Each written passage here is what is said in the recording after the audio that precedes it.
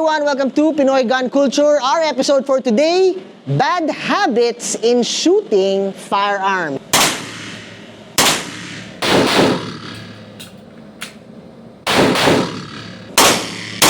Mga poor habits na hindi beneficial sa atin. Okay, sa episode na to, pag-uusapan natin yan, checking after shot. Yung pagtingin every other shot made. Bakit ito poor? Bakit ito hindi beneficial sa isang nagte-train? Kasi we're building a poor or a negative muscle memory.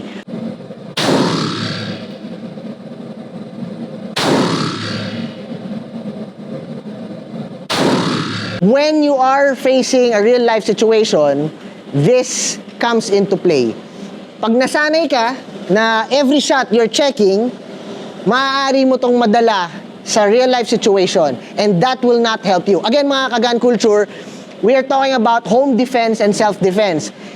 This is not about practical shooting or speed shooting or sports shooting. Different context yun. What we're focusing on sa Pinoy gun culture is the real-life situation. When you fire constantly until the assailant is down or you are in a safe space, then you assess. But you are continuously being aware of your surroundings. Okay? Let me just make it clear. Hindi masamang mag-check, pero wag hayaan maging yon ang muscle memory natin. Okay? Iwasan natin ang pag-build ng poor muscle memory para pag dumating tayo sa sitwasyong kailangan natin maging aware at handa, maayos ang reflex natin at maayos ang mga actions natin. Okay, mga gun culture? Let's see. Number 2, lack of situational awareness. Yan, napaka-importante niyan. Bakit? You are not just focusing on your target. You need to be aware of everything around you. Bakit? Kasama natin ang RO natin, official RO, si Sir Seven, to talk about that. Bakit ba importante na maging aware ka sa kapaligiran mo kapag, well, if you have a firearms and you're engaging? So, meron naman tayong peripheral vision.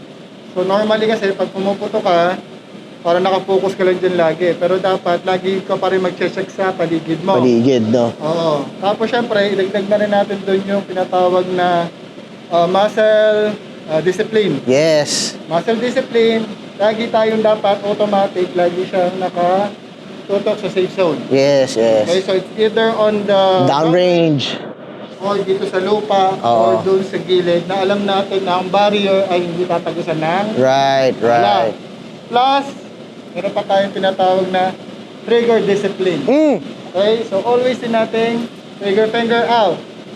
Okay, yun ang mga importante nating laging tatandaan kasi pag wala ang daliri natin sa loob, hindi yan puputok. Lagi natin tatandaan mga ka-gun culture na yes, ang focus natin ay sa target and you're having a good time, may it be in training, sports, or kung ano man.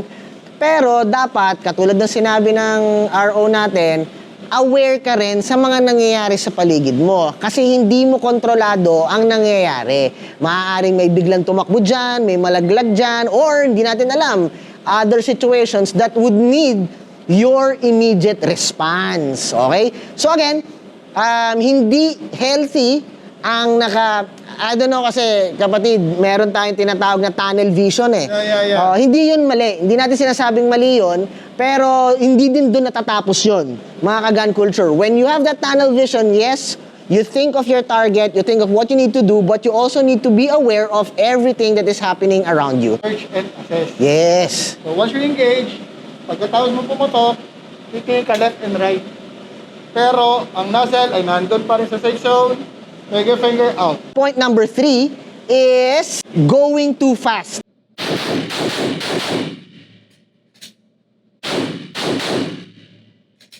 Why is it a poor habit na you go too fast? Di ba, may pop culture kasi tayo na napapanood natin sa movies, nakikita natin sa mga series, na kailangan mabilis ka. Kailangan mabilis ka magpalit ng magazine, mabilis kang pumutok, mabilis kang gumalaw. Ngayon, kung ang reference natin, mga ka-gun culture, ay mga pelikula, let's say si John Wick, or series na ang bilis-bilis mo magpalit, ang bilis-bilis mong bumarel, ang bilis-bilis mong gumalaw, ay malaking problema yon. You will be fast. You will get to the point that you are fast. Correct. But you need to start properly. Yeah. Slowly. Ika nga slow and smooth Yes. because smooth is fast. Ang pistols, konting pagkakamali mo lang, malaki ang effect nun. Yeah. So, kailangan, stick to basics ka lang. Parang proper grip, proper breathing, position ng daliri. When you're starting, di ba? Yes. At naging priority ang pagiging mabilis, nawawala yung accuracy mo eh. And we believe naman, mga ka-gun culture kami dito, sa Pinoy Gun Culture, na sa araw-araw na training mo, bibilis ka eh. Kasi Yes, oo. nakukuha mo yung tamang pacing, nasasanay ka na. Oo. Pero yung tatalon ka agad doon, Hindi siya advisable. Talagang basic lang. Right, basic lang right. tayo. Huwag tayong mag-jump dun sa ganun. Kasi, kita nyo naman pag sinubukan nyo yun, bigla kayong pumotok, kahit gaano kalapit yan, hindi yan tatama. magmi-miss yan. It's either papasok ang isa, pero the rest, magulo na yan. We're not saying na wag kang maging mabilis. Ang sinasabi namin dito sa Pinoy Gun Culture, you will eventually get to being fast. You will get faster, but you start properly. You start slowly and surely. Enjoy, learn about everything that you need to know so that you will be confident, and being confident, you get to know the basics, then you get faster every day. Last point natin, mga ka-gun culture, dito sa bad habits in shooting a firearm is a closed mindset. Bakit poor at negative ang isang gun owner or isang bumabaril pag ikaw ay closed mindset? Marami kaming nakukuhang messages na, bakit ganyan ang holster, bakit ganyan ang setup ng unit, kasi dapat ganito, kasi dapat ganyan. Again, hindi yun mali at hindi din naman kami lang ang tama. May iba't ibang gamit ang mga setup at iba't ibang gamit ang mga laro. Okay? If you're coming from a practical shooting perspective or a sports shooter, definitely your unit will be different. Your move will be different. Your philosophy will be different. Pero dito sa Pinoy Gun Culture, kasama ng mga kapatid namin, we believe that we are focusing on home defense.